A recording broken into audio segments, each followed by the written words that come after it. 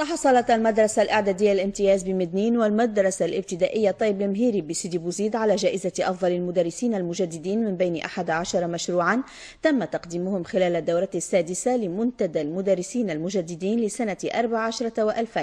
وتندرج هذه المسابقة في إطار البرنامج الدولي شركاء في التعليم الرامي إلى تشجيع المؤسسات التربوية على تحسين استخدامها للتكنولوجيا الحديثة في التعليم البيداغوجي تحت إشراف وزارة التربية وشركة مايكروسوفت. العقل السليم في الجسم السليم هو عنوان المشروع الفائز بالجائزة الأولى للمدرسين المجددين لهذه السنة. صاحب المشروع وليد الشعافي أستاذ بالمدرسة الإعدادية الامتياز بمدنين، مشروع تضمن 3 مراحل. المرحلة الأولى هي المشاركة وتنظيم مسابقة الماد دايت، يعني الأكلة المتوسطية، كانت في أواخر أكتوبر. المرحلة الثانية كانت الأنشطة اللي عملناها من تمارين معناها إصدار بروشير، يعني معلقات وموقع ويب وما شابه ذلك.